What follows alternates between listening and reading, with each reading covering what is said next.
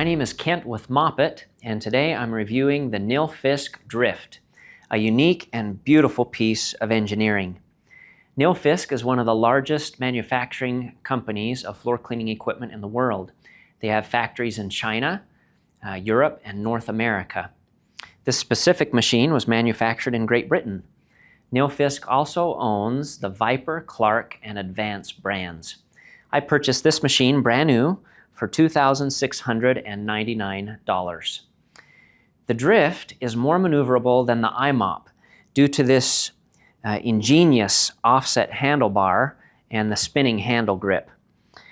Now I'll give you a deeper look into this machine. The Dryft uses a 24-volt lithium-ion battery. Pops out right here. It does have a battery gauge on it that lets you see the state of charge. And then your charger comes with a receiver for this that pops right in. Off-board chargers aren't my favorite, but the plus is you can be charging other batteries while you're using it and extend your run time. That makes that easy. Batteries are expensive. The average price I saw is approximately $500. You've got a built-in handle. It's really nice right here.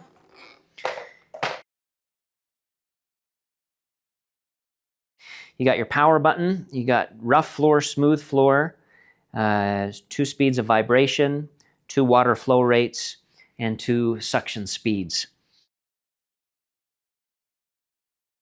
Right here you've got your recovery tank, which this just pops open so you can drain it. You can even drain it like this to have more of a spout.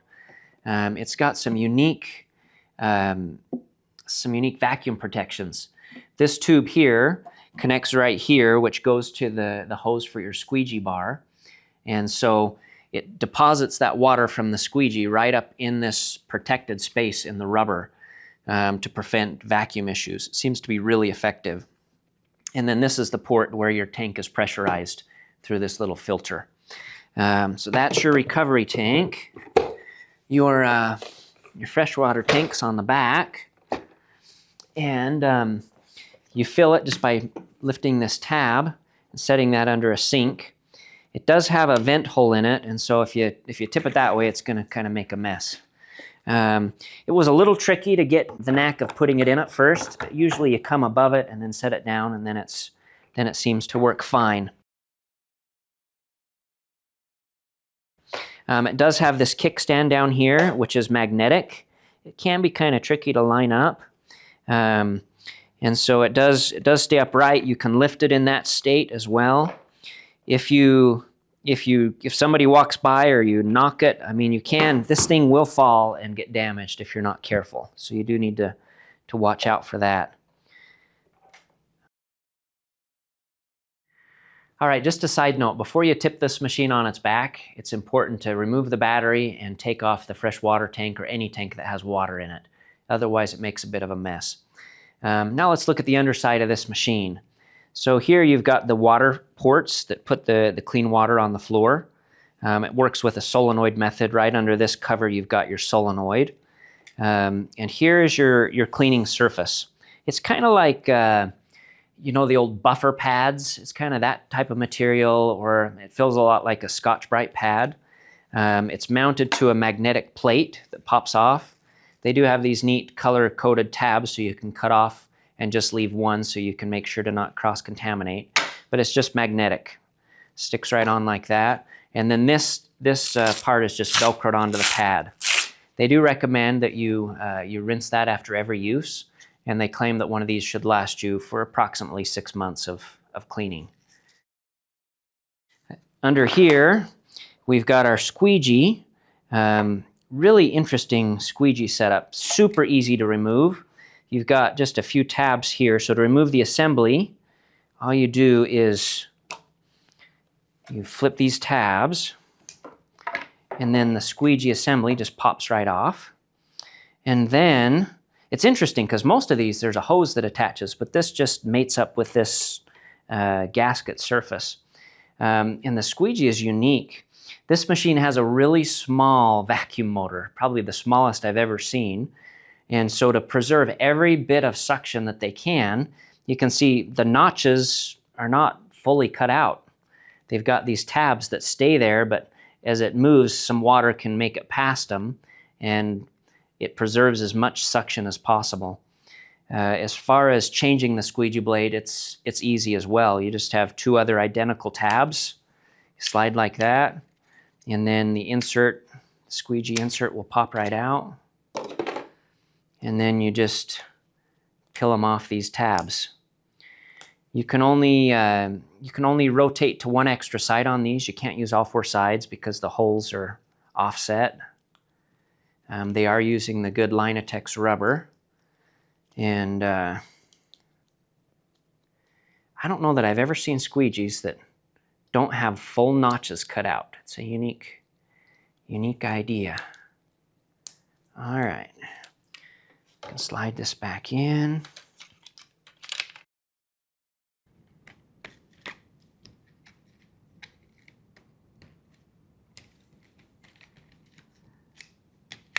There we go. And we just clip that right back in here. There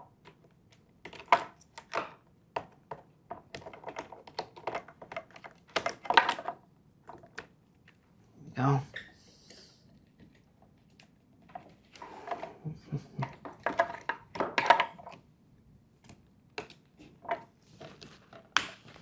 Okay. Now I want to show you how the orbital system works. It's really cool. Here's my tool. Just pop out these Torx screws.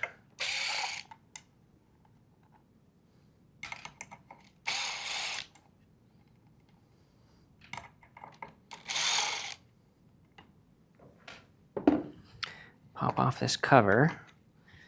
So you've got on top of here, in this bulge here, is a motor, and the shaft is offset, and then you've got this weight as well that shifts and shakes the whole deck. And then this deck is mounted, it's almost like engine motor mounts. It's a rubber fittings that just allow it to bend and move.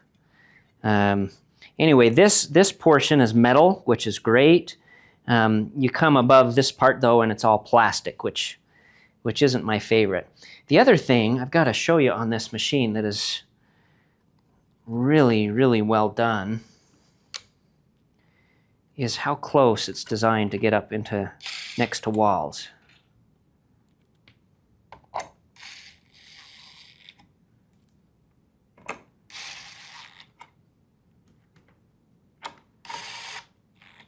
All right, let's pop this plate back on. It's cool because it basically self-centers itself too, which is really nice. So if you look here at these angles and where this goes up against the wall, it is amazingly close. Maybe the eye mop could get that close, but the squeegee is right up next to the wall, and the cleaning surface is right up next to the wall. You just don't find that on most scrubbers in this segment. Just very well engineered. At this point, let me show you a couple other things.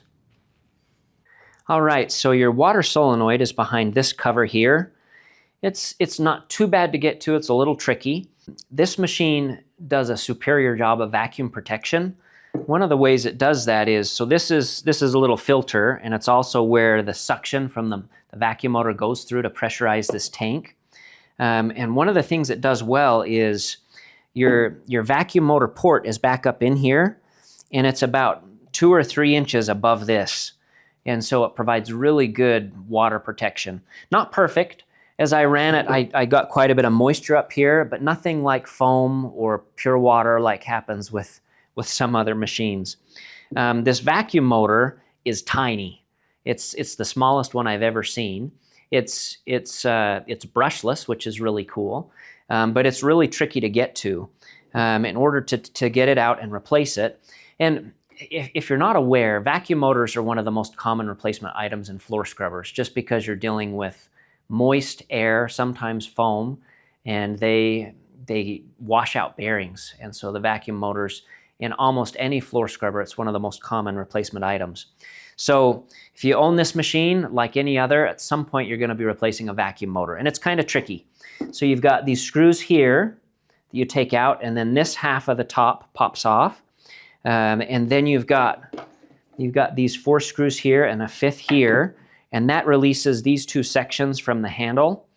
And then once that's done, these 2 pieces slide apart, and then you've got access to the top of where the vacuum motor sits, but it's on a separate mount. You remove another 4 or 5 screws, and then you can pop the vacuum mount motor out on that mount and remove the screws and replace it. So it's pretty intense. And again, if you're doing anything, any replacement things like that, make sure that your vacuum motor or that your battery is removed. You don't want to have power interfering with your work. Overall, this machine is a masterpiece of engineering as far as innovation and maneuverability.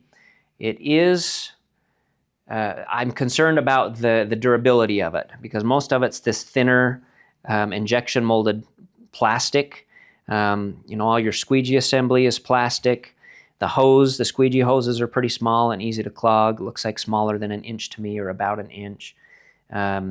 And so this would really be a machine that would excel in very light commercial duty or household use. I think you'd love it.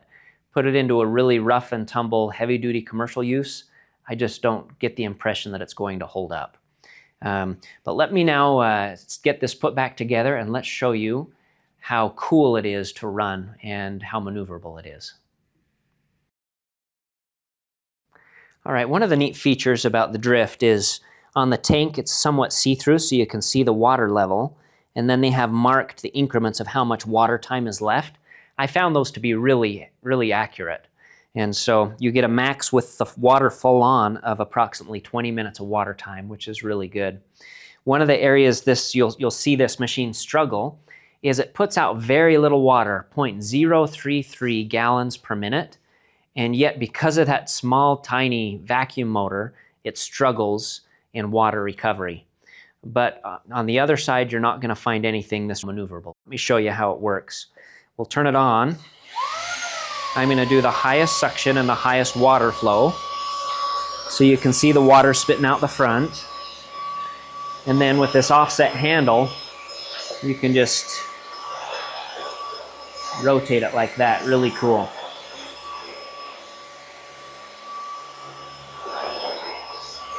You can swing it almost like a normal mop, back and forth.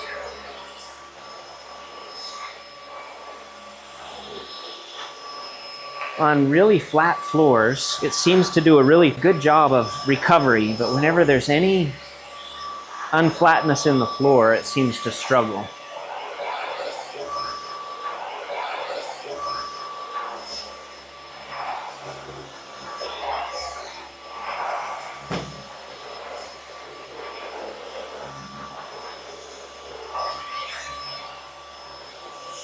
Man, it's really fun to use, and it's a lot easier on your back than the iMop was. One of the reasons it's easier is, one, the handle is a lot longer than the iMop, and this offset handle just makes turning it so much easier.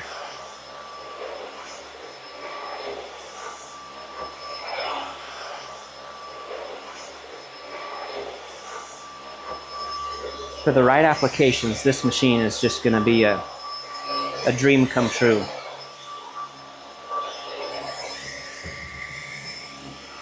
If you angle it on walls like this, you can just get right up next to the edge, and you're picking up the water just fine.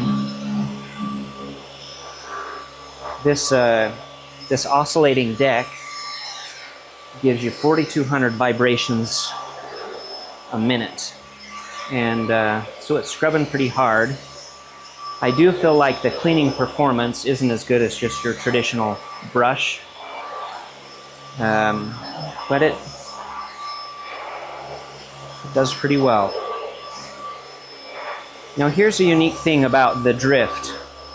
To protect your vacuum motor, if you lay this all the way back, the water in the tank could get up into the vacuum. And so like if you're going under a table, it doesn't let you go very deep and spin. That's about your max. It forces you to keep the body of the scrubber up high. As soon as you want to go really low and deep, it won't spin. And so it forces you to keep the handle more upright, which When I was using this at my home, I couldn't do completely under the kitchen table. I just had to do about halfway because of that tilt limit.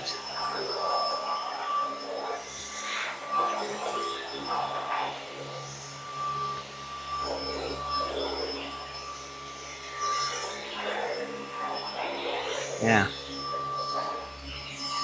Puts a smile on your face using this. It's really amazing maneuverability. Here are the specs on the Dryft. The cleaning path is 15.4 inches, freshwater capacity 0.66 gallons, recovery tank capacity 0.74 gallons, gallon per minute flow rate 0.33 gallons per minute. At the highest flow rate you get 20 minutes of water time, which proved to be just as advertised. Brush speed is 4,200 vibrations per minute.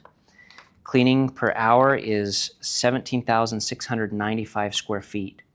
The dry weight of this machine is an incredible 16 pounds, super easy to lift. The vacuum motor is 24 volt, and the best I could tell, it's a single stage. Average run time, as advertised, is 60 to 75 minutes, and with everything full on at the highest speed, I did get 60 minutes and 33 seconds, so precisely as advertised. It does have an off-board battery charger, and it uses a 24-volt lithium-ion battery. Cost of ownership, the MSRP is $29.99, but multiple places I saw it for $26.99. Squeegee replacement set for the machine is $60. Pad replacement is $35. Battery replacement $500, which is also the same as the charger, $500 for a replacement charger. Some of the pros for the Dryft are the amazing maneuverability, the easy swapping of batteries, good vacuum protection. It's great at cleaning right up next to the floorboards, and it's very light. Some of the cons are that it's, in my opinion, built for light-duty use. It has a really low gallon per minute flow rate, which leads to below average cleaning performance. It's not stable in its stored position, and if it tips over, it's likely to be damaged, and that it has poor water recovery, especially on uneven floors. This marks the end of my review of the Nilfisk Dryft. I rate this machine below average on suction, slightly, really close to average on cleaning, and absolutely incredible on maneuverability. I think if you're going to use this machine for lighter commercial or household use, you'll be very, very pleased. At $26.99 that I paid for it, depending on how desperately you need one, I think it may be slightly overpriced for what you get. But it is a beautiful piece of engineering, especially from a maneuverability standpoint. If you'd like to see other reviews like this, visit our website, scrubberreviews.com, and leave in the comments any other scrubbers you'd like us to review.